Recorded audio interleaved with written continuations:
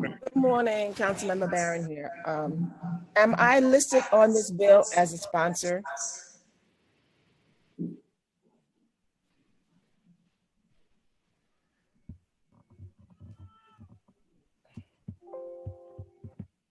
Checking now. Thank you.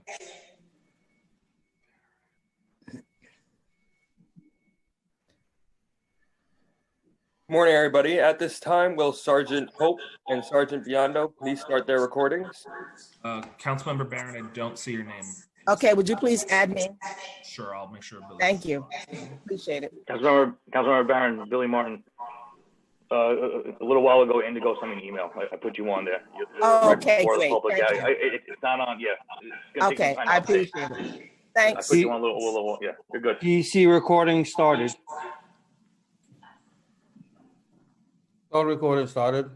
Thank you. And at this time, will Sergeant Hope please start with his opening statement? Thank you. Good morning. Welcome to the New York City Council remote hearing on education. For security purposes, will everyone please turn on their video at this time? I repeat, for security purposes, will everyone please turn on their video at this time? Thank you. To minimize disruption, please place all electronic devices to vibrate or silent mode. Thank you. Chair Trigger, we are ready to begin. Thank you, and good morning. I'm Councilmember Mark Traeger, Chair of the Education Committee. We are convened here this morning for a vote on a resolution which I am the sponsor of, Resolution 1410A, calling upon the Department of Education to only open school buildings that have met the health and safety standards prescribed in the UFT 50-item checklist and implement a medically recommended mandatory randomized COVID-19 testing program for adults and students as agreed upon by the administration and the labor organizations representing school personnel, including UFT, CSA, and DC 37. I now like to recognize the members of the Education Committee who are here. And what I have so far, Council Members Barron, Drum, Lander, Ulrich, Rodriguez, Cornegie, Grodenchik, Ampry Samuel, Borelli, Salamanca, Rose, and Brennan. We are currently in the midst of a global pandemic with approximately 30 million confirmed COVID-19 cases worldwide and nearly 1 million deaths. The US has been hit especially hard with over 6.5 million confirmed cases and close to 200,000 deaths. In New York State alone, there have been more than 30,000 deaths, the majority of which were in New York City.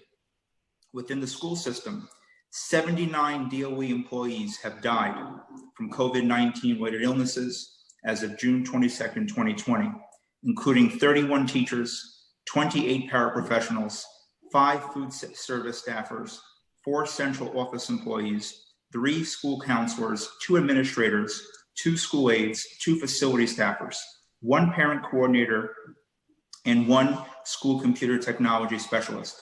This number does not include other members of the school community who are not DOE employees, including bus drivers, school safety agents, crossing guards, and others who lost their lives to coronavirus-related illness. And of course, these numbers do not reflect the untold number of students who have lost family members and other loved ones. It is no wonder then that many students, parents, and school staff are concerned about the safety of the school buildings and health protocols that the city is employing in the pursuit of reopening schools for in-person instruction for the 2020-21 school year. Just 2 weeks ago, on September 3rd, 2020, this committee held a remote hearing on Resolution 1410A. At this hearing, we heard compelling testimony from union leaders, as well as students, parents, educators, and other stakeholders, all of whom voiced grave concerns about the city's school reopening plans.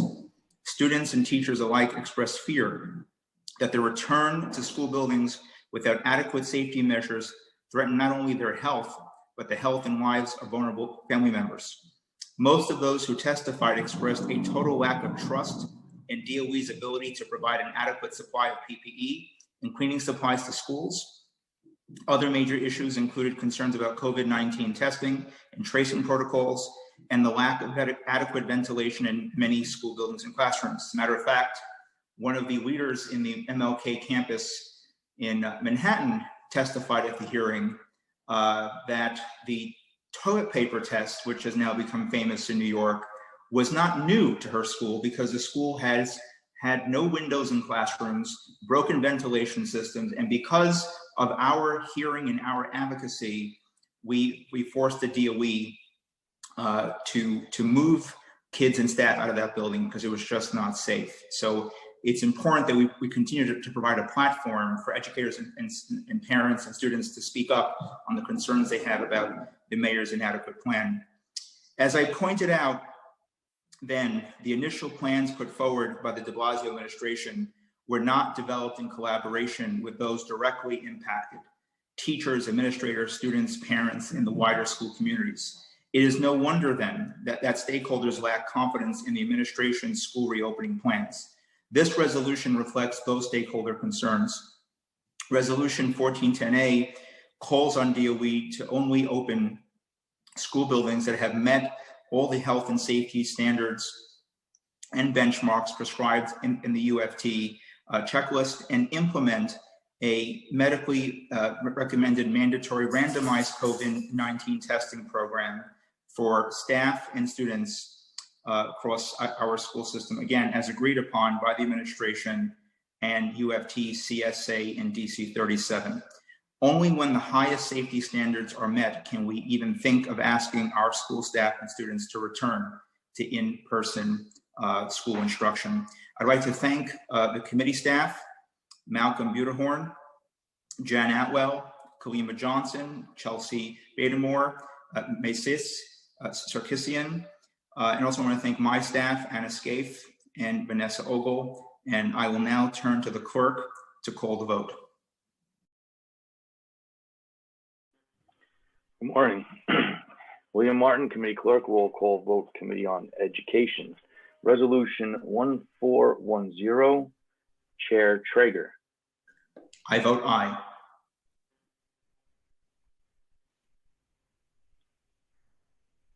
Barron. I vote aye. Cornegy. Aye. Drum.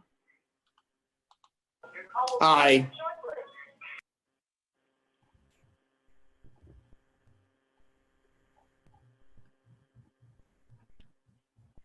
Lander. Vote yes. Levin. I vote aye.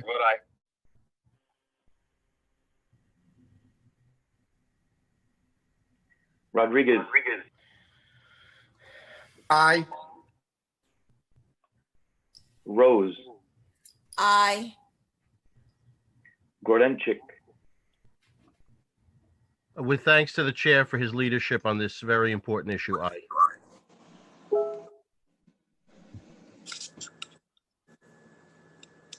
Salamanca. I vote aye. Ampry Samuel. Morning, everyone. I vote aye. Brannan. Aye.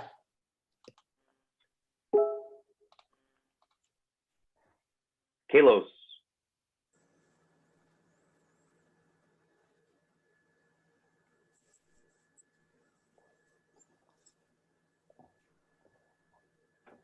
I'll come back, Councilmember. Councilmember Ulrich.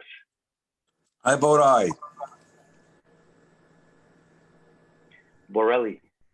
Thank you. I'd like my vote to be recorded as a no, solely because of the notion that we should be testing children without the consent of their parents. I find it very difficult to digest the fact that 5 men in a room made decisions affecting the medical testing of students without any representation from parents as we move forward. I want to point out that currently on the CDC's website, it says universal SARS-CoV-2 testing of all students and staff in school settings has not been systematically studied. Therefore, CDC does not recommend universal testing of all students and staff. Furthermore, the New York State Education Department's own website says it strongly recommends that schools comply with CDC guidance and not conduct COVID-19 testing or require testing or antibody testing of students or staff members. The decision of whether tests need to be conducted should be determined by a healthcare provider. That's coming straight from the CDC and from the New York State Education Department. So though I support just about every other component of this resolution, I want to really record my objection and say that as a public school parent, my son won't be tested by the same group of people that seem incapable of opening schools and managing remote learning. So I'm sorry for the long rant, but thank you. I vote no.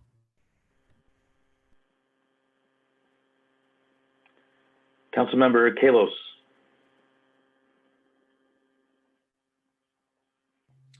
I think he dropped off, Billy. Oh. Okay, double check. He was present for a moment. Okay. By a vote of 13 in the affirmative, 1 in the negative, and no abstentions, the item has been adopted by the committee.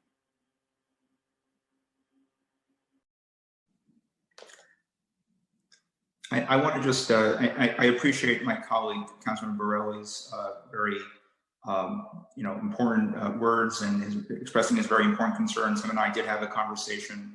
And I just want to share the latest information that I have with regards to the testing protocol. On a call that I had with DOE officials recently, it is my understanding that there will not be testing done inside school buildings. It's also my understanding that no testing can occur of a child as far as, going back into the school building unless parents sign off on a consent form. And if they don't sign a consent form, then the DOE moves them to remote. The issue I believe that is very valid, and there's a number of issues here, but is that the DOE has not really communicated that very well to parents and stakeholders. And there's a lot of confusion and ambiguity around those protocols, but it's my understanding as of this moment, and things could change, but as of this moment, there will not be testing done inside schools. They are collecting consent forms, and if they don't provide a consent form, then a child will be moved to remote, and a staff member will be placed on unpaid leave. That is my understanding at this time, but I do appreciate my colleague, Councilman Borelli, sharing those concerns. Thank you very much.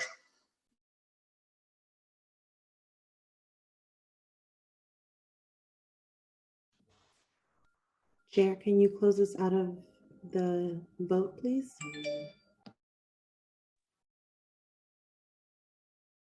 Sorry, I don't mean to interrupt, but Councilmember Kalos is back on. Yes. Yes.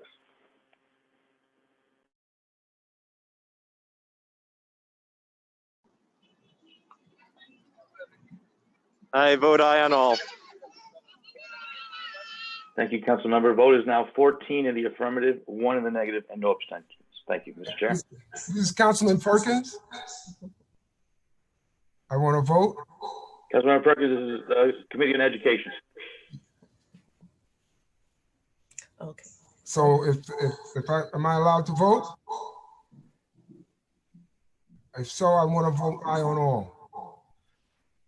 We're just wrapping up the Committee on Education vote, Councilmember Perkins, and then we'll move on to the next committee. So just bear with us, please. Thank you very much. And Chair Traeger, if we can gavel out this vote, I think we're done. I thank my colleagues and the staff for their work and for their time.